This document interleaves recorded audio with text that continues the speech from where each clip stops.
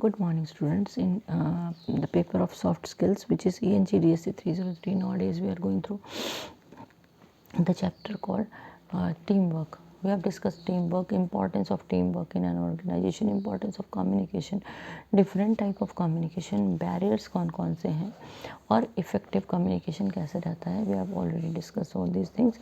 So essentials जो है effective communication के we'll discuss them. Communication effective क्या है जब ये two way है. One way communication is never effective. Clarity your message should be, even if oral or written, it should be very very clear. जो भी आप बोल रहे हो your word should be audible और वो क्लियर होना चाहिए. उसमें जो है वो लैंग्वेज प्रॉब्लम नहीं होनी चाहिए. At times whatsoever is being said, हम अप्रोप्रिएट वर्ड्स को यूज़ नहीं करते हैं. We fumble for words, we fail to find out appropriate words. तो हमारा मैसेज जो है वो ब्लर्ड हो जाता है. हमारी लैंग्वेज सिंपल होनी चाहिए. वी मस्ट नो कि हम किस टाइप के ऑडियंस के साथ कम्युनिकेट कर रहे हैं. अगर आप छोटे बच्चों के साथ कम्युनिकेट करती बार आप बड़ी टफ इंग्लिश यूज़ कर रहे हो या ऐसी लैंग्वेज यूज़ कर रहे हो जो उनको नहीं आती है, तो हमारा कम्युनिकेशन वहाँ फेल हो जाएगा. That is clarity, candidness. Our language should be very frank and straightforward and message should be conveyed in direct way. ठीक है. और सॉफ्टली हमें कन्वे करना है. It should not be, it can be assertive, it can not be aggressive. It's very very important. और हमें जो है कुछ भी ऐसी चीज़ें नहीं क्रिएट करनी है which are not based on facts while we are discussing something in a meeting. तो हमें फैक्ट बेस्ड ही बात करनी है. और message should be correct, it should be to the point. Selection of words should be to good. और sentences they should be correct. उनको properly बोलना है, प्रॉपर लैंग्वेज रखनी है, ग्रामेटिकल एरर्स नहीं होने चाहिए. आपकी बॉडी लैंग्वेज जो है वो सपोर्टिव होनी चाहिए. उसके बाद हमारी जो सेंटेंस कंस्ट्रक्शन है वो छोटे सेंटेंसेस होने चाहिए, इजीली अंडरस्टैंडेबल होने चाहिए. सो फैक्ट्स एंड फिगर्स एक्यूरेट होना. मार्क्स ऑफ पंक्चुएशन प्रॉपर लगने चाहिए इफ़ वी आर राइटिंग. ठीक है. और अगर इफ़ वी आर स्पीकिंग तो हमें वहाँ पे पॉज लेने पड़ेंगे. एंड लेवल ऑफ लैंग्वेज जहाँ पे difficulty it should be avoided, otherwise सामने वाला हमें रिसीव नहीं कर पाएगा. कंसाइज होना चाहिए. It should not B too much, यानी ये नहीं कि 1.5 घंटा बोलते रहे. 10, 15, 20 मिनट में आपको जो भी टाइम आपको दिया गया है, आप to finish your topic within that very period.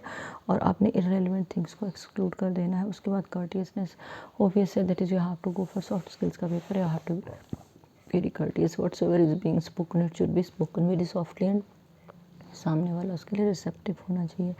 ठीक है. और हमें कुछ भी ऐसी चीज़ें नहीं करनी है जो सरकास्टिक हैं, बैक बाइटिंग को अराउज़ करती हैं या फिर इरिटेट करती हैं सामने वाले को. तो हमें सामने वाले को पॉजिटिवली जो है वो मैसेज कम्युनिकेट करना है. Then our message should be complete as a whole. ऐसा नहीं होना चाहिए किसी टॉपिक को शुरू किया उसको एंड नहीं किया. टॉपिक को आप शुरू कर रहे हो प्रॉपर वे में, मिडिल, बिगिनिंग, मिडिल और एंडिंग रहेगा, तो एंडिंग में आपने करनी है. कम्पैक्ट मैसेज होना बहुत ज़्यादा ज़रूरी है क्योंकि मिनिमम स्पेस जो आपका मैसेज वो ले और मैसेज हो कंप्लीट, तभी आप जो है सक्सेसफुल हो पाओगे. सो हम लोगों ने जितनी इन्फॉर्मेशन रिक्वायर्ड है हमने उसके ऊपर ही फोकस करना है. So these were the 7 C's of effective communication. अगर बैरियर्स, अगर अब ये तो आ गया हमारा स्पीकिंग वाला. बोलती बार हमें किन चीज़ों का ध्यान रखना है, but on part of the listener को भी तो कुछ करना पड़ेगा ना. मैंने 7 C's का ध्यान रखा, मैंने करेक्टनेस का ध्यान रखा, कर्टियसनेस का ध्यान रखा, कंसाइज रही, मैंने क्लैरिटी रखी, मैंने अपनी लैंग्वेज को जो है वो कंप्लीट किया, कंप्लीट और जो है वो कम्पैक्ट रखा. तो अब लिसनर की भी तो कुछ ड्यूटी बनती है कि जो मैंने बोला है उस चीज़ को वो कैसे रिसीव करेगा. तो हम लोगों को उन बैरियर्स को स्टडी करना है जो इन जनरल क्रिएट होते हैं. Lack of interest, at times we sit with an attitude, we don't find it very interesting, क्योंकि बिगिनिंग कई बार सही नहीं होती और at times we go with an attitude that we don't want to learn anything from the speaker. Ego problem आती है, अरे मुझे इससे क्या सीखना है, इससे तो मुझे ज़्यादा नॉलेज है, but it's not true. At times whatsoever is being said उसका 10% भी अगर नया है तो we are learning that 10% something new. Then we have to just leave that very attitude of only I am right, rest of the people they don't know anything. We must give up that very attitude. Selective listening नहीं करनी है. Times we feel like, जैसे मैंने आपको पहले भी हम लोगों ने डिस्कस किया कि at times we feel like हम लोग क्या कर रहे हैं, हम लोग बात करें टीनेजर्स की प्रॉब्लम्स की. और मेरी प्रॉब्लम क्या है कि मेरे साथ जो टीनेजर है या मेरा जो टीनेजर बच्चा है उसमें क्या है, वो सिर्फ फ़ोन के साथ मेरी इशू है कि टीनेजर को फ़ोन कितना देना चाहिए। तो इन जनरल अगर उसकी साइकी की प्रॉब्लम की डिस्कशन हो रही है, उसकी डील विद पेरेंट्स कैसे चेंज होती है उसकी बात हो रही है, तो मैं उन सारी चीज़ों को छोड़ के अगर सेलेक्टिव लिसनिंग करूँगी तो मैंने क्या किया, मैंने सिर्फ वो चीज़ सुनी जो मेरे लिए काम की, लेकिन ऐसा नहीं है rest of the things they are interconnected. तो मुझे सेलेक्टिव लिसनिंग से बाहर निकलना है। देन फ्रीक्वेंसी गैप कई बार आ जाता है। एवरेज हम 125 वर्ड्स को रिसीव कर पाते हैं, लेकिन उससे अगर ज़्यादा चले जाते हैं तो क्या होगा, जो एवरेज जो है वो स्पीकर जो है वो 125 बोल सकता है ऑन एन एवरेज 1 मिनट में, लेकिन जो लिसनर है वो 500 वर्ड्स तक रिसीव कर सकता है। तो we need to match that very frequency also. Hearing problems, कई बार हम ऑडिबल नहीं होते, speaker is saying something but things are not audible, ये चीज़ें प्रॉब्लम क्रिएट करती हैं। Familiarity psyche is also there. जैसे एक इंसान जो है वो पेशेंस नहीं है, डजन वांट टू और she doesn't want to listen to the things, तो क्या हो गया आपका, वो सुनना नहीं चाह रहा है और उसको क्या लग रहा है कि कुछ भी नया नहीं है। We need to avoid these things. कुछ और फैक्टर्स हैं जहाँ पे कंटेंट बहुत लेंथी है, ओवरलोडेड है, वर्ड सिलेक्शन बहुत ज़्यादा टफ है, तो क्या होगा, जो लिसनर का जो ध्यान है नहीं होगा उस कंटेंट की तरफ।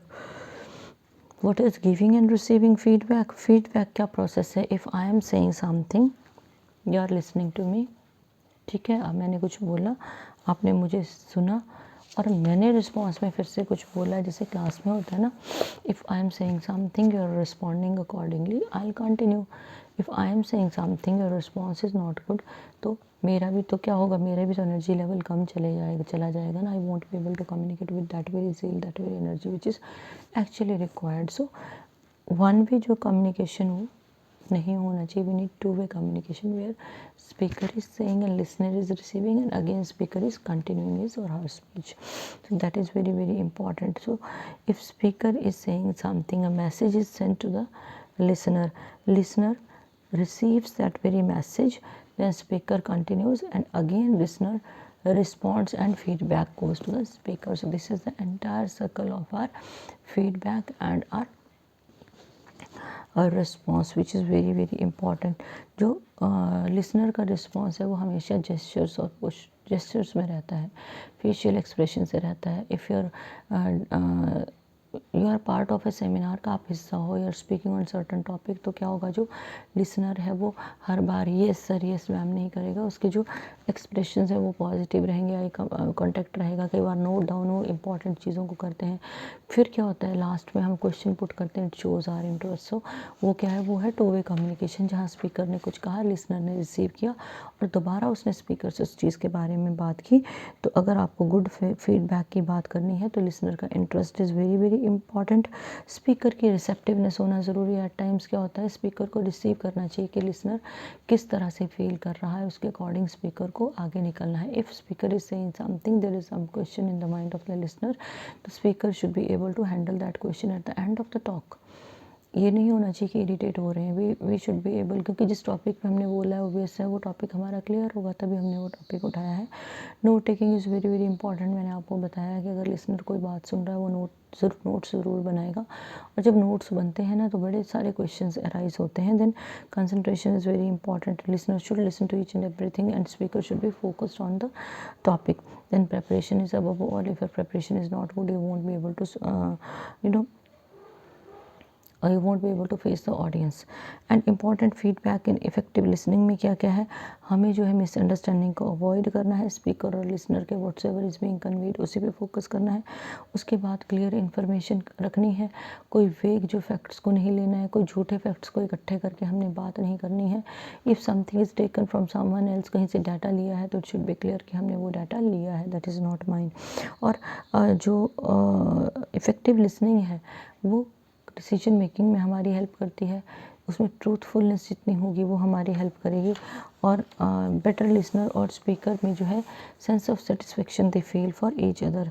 Then role of sense of responsibility in our career. Responsibility क्या है, it is a sense towards our duty which takes us away from the element of escapism. escape होता है भागना, भगौड़े वाली प्रवृत्ति से हमें बचाता है. if I am given a responsibility, certain time is fixed, certain day is fixed, so I need to fulfill that, and I am given a team. at times that is my individual responsibility, at times that is the responsibility of our team. तो हमें चीज़ों को manage करना आना चाहिए. वो employ और employer के बीच का रिलेशनशिप भी हो सकता है और वो टीम का भी रिलेशनशिप हो सकता है.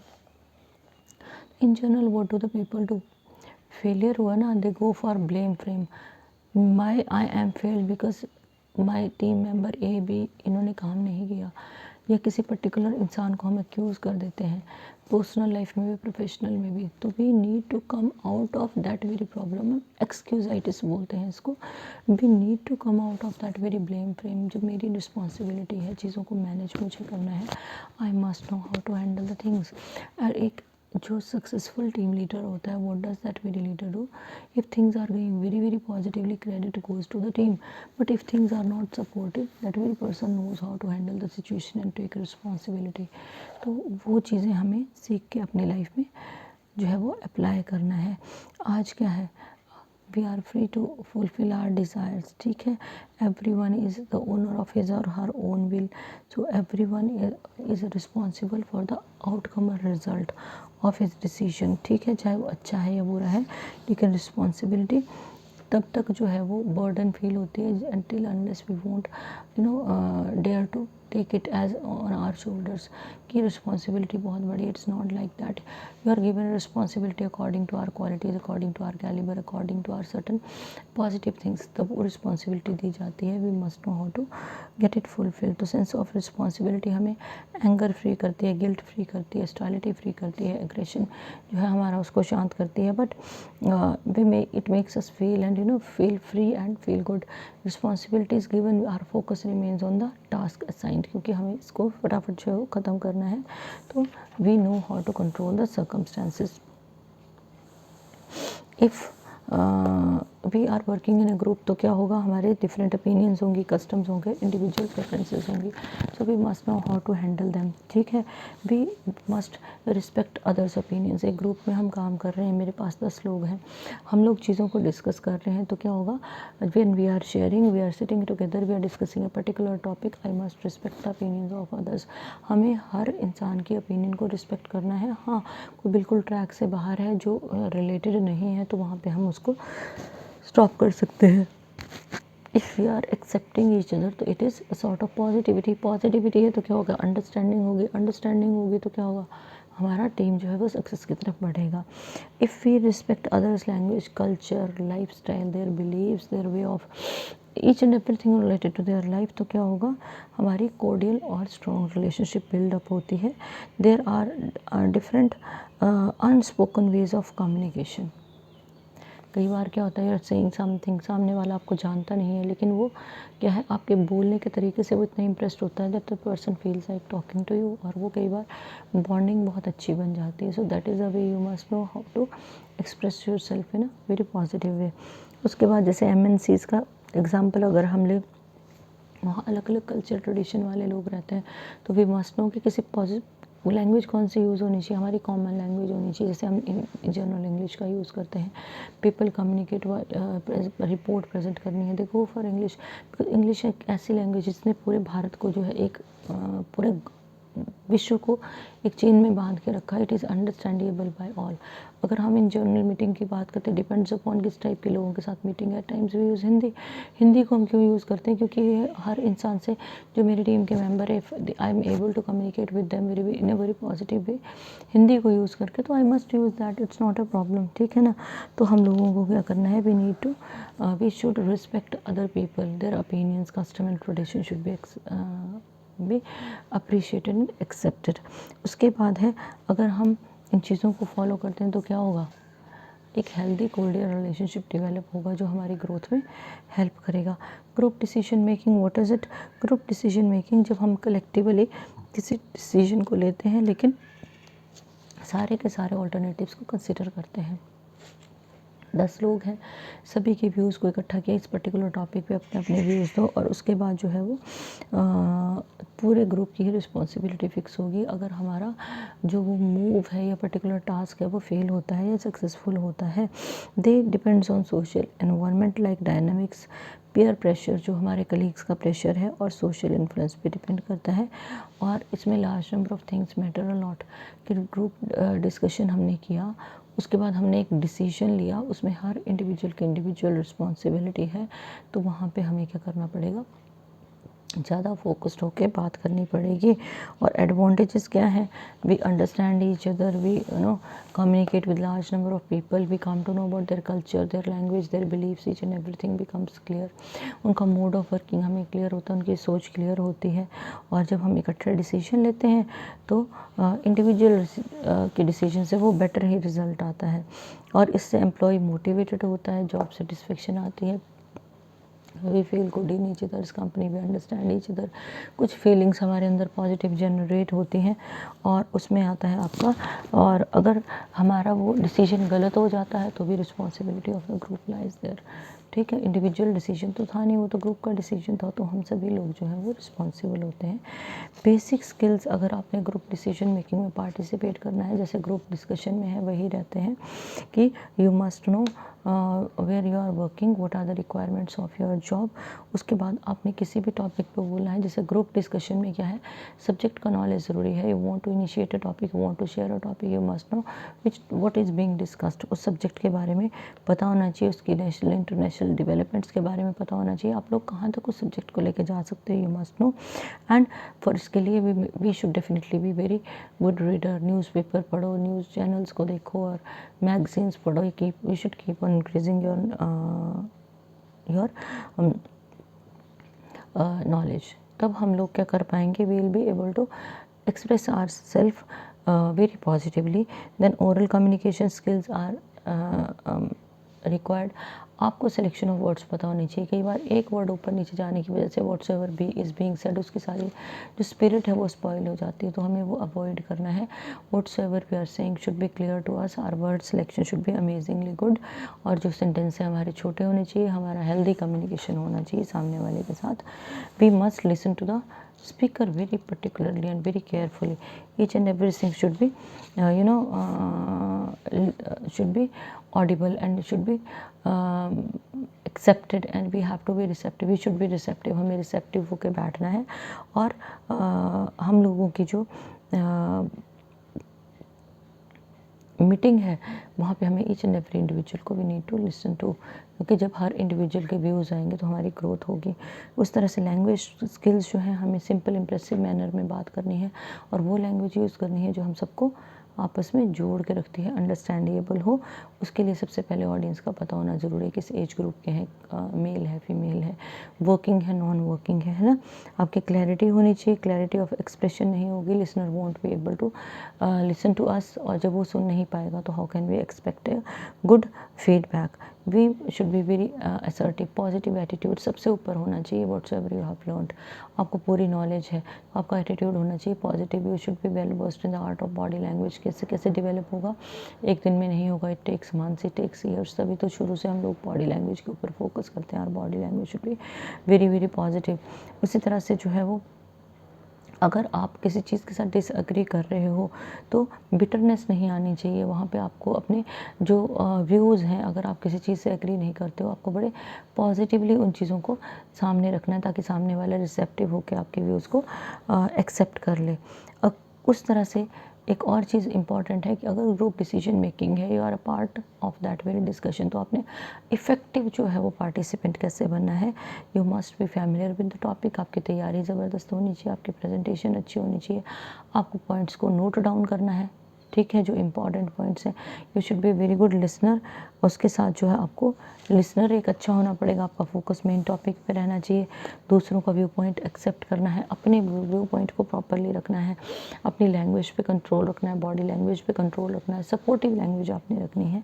और जो मेन जो इस चीज़ को और ज़्यादा बढ़ाएंगी कि पार्टिसिपेंट जो और इफ़ेक्टिव होता है, सबसे ज़्यादा इफ़ेक्टिव जो लेवल पे जाना है, तो definitely knowledge of the subject is required. जहाँ मर्जी से आप नॉलेज गेन करो, आपकी पॉजिटिविटी मैटर करती है, आपकी बॉडी लैंग्वेज मैटर करती है, आपके कम्युनिकेशन स्किल्स आर देयर।